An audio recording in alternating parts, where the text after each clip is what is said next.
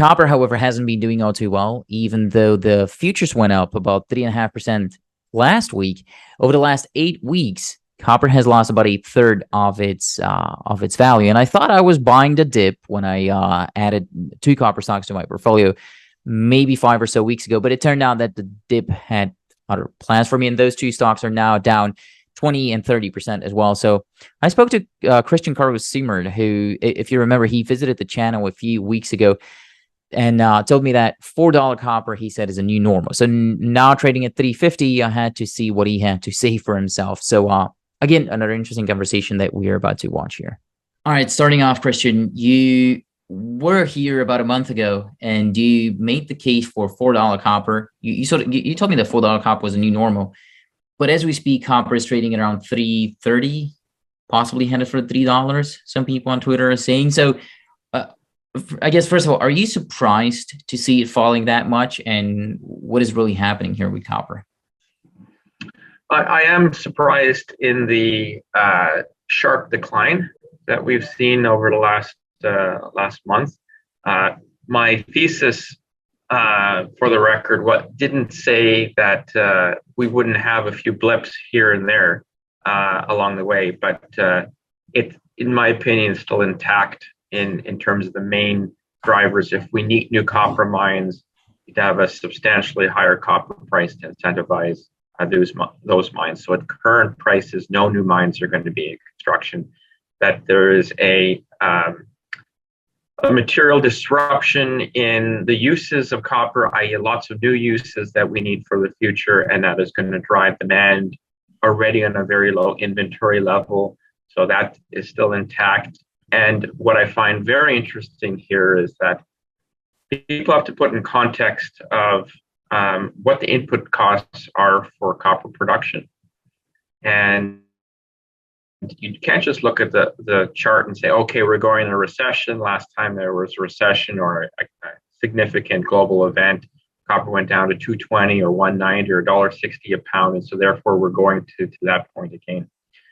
Because of very high energy prices, labor shortages, etc., to mirror or mimic the same kind of margins that were in past recessions, that copper price needs to be a lot higher. The current all-in cost for copper producers right now, and this is a number that Scotiabank put out last week, is $3.50 a pound copper. So on an all-in basis, copper producers are not making money right now. Several of them are losing quite a bit of money. The second aspect is that energy input in particular, and in particular in Europe, where you are, is driving those C1 costs, all-in sustaining costs, substantially higher. So to make it simple, $2 5 years or 10 years ago per pound is probably closer to $260 to $280 a pound copper. And so therefore, I definitely don't see copper prices dropping to those historical levels. I think we're near a bottom. And you can see that in the first quarter production numbers of the producers on a year-over-year basis. Like a First Quantum, for example, would have been $1.60 to $1.80 all-in sustaining costs. First quarter 2021, first quarter 2022, they were in the 220 to 240 range. So that is an increase of 20 to 30% on a year-over-year basis. And that helps in that thesis of copper producers generally still have a lot of debt, and they're not making much money, if any, at these prices. And you still got the low inventory levels and everything else I said. So I see it as surprising it's dropped so quickly, but we're closer to a bottom than I think most people think. But so you think that you don't only have to adjust the copper price for inflation, you also have to adjust it for all the other things that are now in play, as in it being more difficult to find the copper, it being more, energy intensive, obviously, and therefore more expensive, but it also being more difficult to permit large holes in the ground, basically. That also adds to the production cost of copper, right? Well, there's two pieces to this. There's the long-term thesis, which was my prior discussion, $4 plus copper, the new normal, and then there's the short-term picture. Copper companies are not making much money, if any, at current prices, despite low inventory levels and all this kind of stuff. So we're getting to levels where some mines are going to have to shut if this is on a prolonged basis, which is ridiculous based on the outlook of copper and the need for all these new mines. So it is a very weird situation to be in, and it is the perfect time to be loading up on your favorite copper names. You're mentioning the short term, and that's interesting to me because some news came out of China last week. First of all, it was their GDP numbers. That GDP growth is not only slowing down; it's actually the worst that the country has seen in like 30 years or something like that. Is what I read. At the same time, another report came through, and that report from China again, it reported 15% more copper imports in June than their imports in May. But at the same time, they did import less oil, less coal, less gas, and less iron, I believe. So what does that mean over the short term? Like, how come they're importing more copper but less energy and less iron? What's up? It goes back to the prior talk that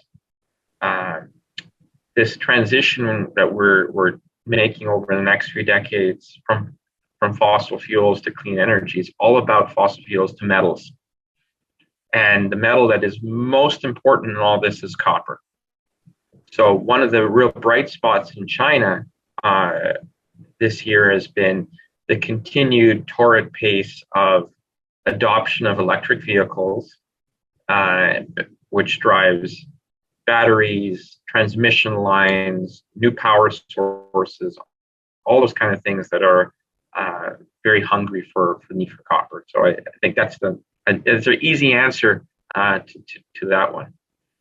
So they're stocking up on cheap copper pretty much because they're gonna need it. Perfect time. Now, one of the things that a bunch of my contacts in China have confirmed is the president's going to have an election later this year, which I'm sure is going to be reelected, but there is serious talk about over $1 trillion stimulus coming ahead of those elections, which is going to be a huge boom to all commodities, not only copper, all the ones you mentioned. So another potential catalyst in the short term for copper, but all the commodities. Well, so you have that, but at the same time, you have on the other side of the globe, the Fed, they're now likely to raise interest rates by 100 basis points. I mean, most people that I talk to are assuming that that's going to happen. And there's no more talks of a soft landing. There's mostly a talks of how bad is this recession going to be this time around. And so you would have those two things happening. Does that not worry you that copper could go under $3 in the short term? Well, the market is as far from equilibrium as it's ever been right now. Who knows what's going to happen? That creates trading opportunities. My view, and I believe the consensus view, is that there's going to be loosening on rates in the first quarter of next year. I think that can happen quicker. Rates are going up too fast. It's all about crushing inflation. You're going to crush the everyday American before you really do it, make a dent on inflation. This whole rate increase is meant to create some demand destruction, but there's a ton of demand destruction required to get inflation down, and we have a systemic problem in the energy space. It's driven mostly by perhaps the most important war since World War II, and dislocation in the markets. How do you crush that? When there's millions of barrels of gap in supply and demand right now. So there's a disconnect, I think, in policy, and rates are going too fast upwards, and it's going to lead to significant pain in the lower to mid-class population. You're going to see rent and mortgage delinquencies, people not being able to put food on their table, etc. That's what creates revolutions like you're seeing in places like Sri Lanka. And so at a certain point here, that there's going to have to be a reversal in all this. So that's one piece that I really feel strongly in. There's the China piece, and then there's the third piece. You can actually have a strong commodities market in a recession, because the market generally leads by 6 months, while economic indicators are lagging by around 3 months. So there's this period where you can, where, for example, inflation numbers start to drop. That could be a trigger for the markets to take off, even though we're still in a recession.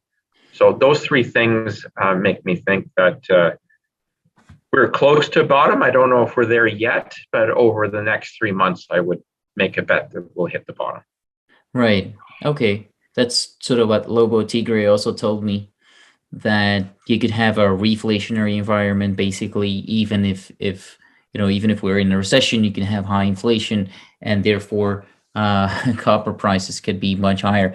But someone put that as a comment under one of my videos. They say, like, you're always focusing on the negative side of the story.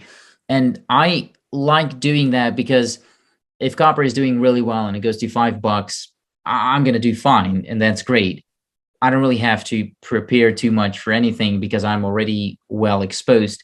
But what happens if it goes to the other side is sort of the thing that I want to focus on. So let me maybe ask you this. What does $3 copper mean for the producers, but also for the explorers, because they have to be raising money as well, right? And my explorers, which I thought I bought them at fairly low prices when I did, they have fallen a further like 30, some even more, and I only have two, so one of them is falling even more than 30%. Raising capital now would mean severe share dilution, obviously, for me, but it could also possibly be detrimental to the company's future. So what happens to the publicly traded copper-related companies at under $3 copper? Yeah, so I'll be blunt on this. So I said that at these prices, nobody's building new copper mines. I'm self-serving here. I think the only new copper mine that works is Adventus's project, because it's so high grade. So companies are probably going to be prudent on that basis, pushing out new copper supply into the future. So then you go down the food chain, and specifically on exploration, most companies are cutting exploration substantially now. If you're a junior company, kind of 40, 50 million market cap or less, no copper results, unless it is a world-class result, is going to move the market. And you're just going to draw your treasury down and get closer to a point where you have to raise more capital. It's all about capital preservation and capital structure preservation in this kind of market. You do not want to be put in a situation where you have to raise equity, or if a company has to raise substantial equity, because it blows out the cap structure, and investors that are down maybe 50, 60, 70% will have a very hard chance of ever getting their money back. So companies need to be prudent. I would say most exploration doesn't make sense at this time, unless you're a specific situation like a Filo, which has a very low cost of capital and very good access to capital, or Solaris, call it. And you just need to weather the storm. And stocks that have gone down 60% will probably go up a similar amount very quickly when things turn around. One of my companies, Surge, we have flow through that has to be spent by the end of this year. So we're not slowing down on exploration, but we do have sufficient hard dollars to kind of weather this storm. Developers, that's an interesting one. Adventus, for example, we're getting ready for construction. We're full speed ahead in this market. We do have the cash in the balance sheet. We're actually seeing improved pricing in the last few weeks for equipment and those kind of things. Steel prices have come way down. So if we start construction next year, it's actually perhaps a perfect time to be building. Right now would be the worst time to be building. If you're in the PEA, going to PFS to fee stage, and you need to raise $20, $30 million to advance, I would be perhaps taking a pause at this point. That makes a lot of sense. And also, fair disclaimer, announced confession for the people watching this. one of the companies that I own is Surge Copper. One of the reasons why I like it is because you guys have the money to keep your heads down, keep working during this time, and when the time's right for the market to turn, you're gonna have something to show for it. I guess that's sort of my thesis. That's what I like in it. Um, it's interesting you should bring some of those things up, though, especially when it comes down to the producers. That's because I also wanted to talk to you about what happens in the long term, sort of the future of copper, but also copper producers in the long term, because and not so much moon talks again, but sort of a question of where all the copper that we need is gonna come from, especially now that we're seeing news about companies like BHP, I believe, saying that they're gonna reconsider investing literally $10 billion or tens of billions of dollars that they normally would because of higher royalties in Chile in this example. But also there's other companies in other Latin American countries and other countries around the globe that are becoming more hesitant. It's becoming more tougher. It's becoming tougher to be compliant with everything that the companies want you to achieve. The countries want you to achieve, basically, not the companies. It's also, the countries want a higher percentage of your earnings and stuff like that. And so companies are becoming more and more hesitant to make large investments to even go and look for the copper or develop a deposit that they have already found. So what does the long-term future of copper look like if the current price levels are sustained? Like, it's, as you said, it's not going to make sense for anybody to be exploring or developing copper mines. So where's everything going to come from? What is the future of copper going to look like? Well, you're asking all of the questions that I discussed on my last piece about the thesis for very high copper prices in the future. However long this sub $4 copper price environment lasts, is you can just add that to the extra pain and suffering that will occur with high prices in the future. So it's just setting up for a bigger bull run for copper later this decade. So it's exacerbating the situation, basically. Higher taxes and royalties in Chile are going to lead to higher copper prices. They produce 30% of the world's copper. That is not changing that much. Maybe the growth is not going to be there, but they're still going to be the world's largest producer. I would add on that, what they're talking about with the royalty and tax hikes is getting the level, the all-in level, the financial encumbrance of royalties and taxes to mid-40s, which is not too much off other countries in Latin America or North America. So it's not it shouldn't be punitive to the production, but it does change perhaps the priorities of where companies want to invest. So I think that the lack of investment, lack of an exploration, new projects getting built right now, that just makes it crazier in the next few years. But there's no bear case to build on top of that you say it's too, I don't know, it's too hard, or nobody's going to be looking for copper, so maybe that's going to stimulate substitution because you're there's no substitution occurring at $3 copper. Substitution, you get worried about when copper goes to $10. Where copper supply really starts coming off is kind of 2023 to 2024.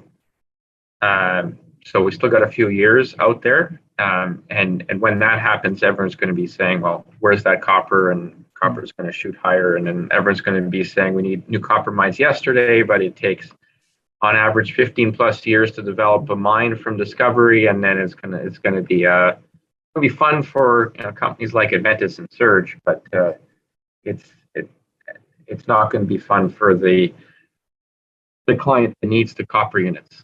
Mm-hmm.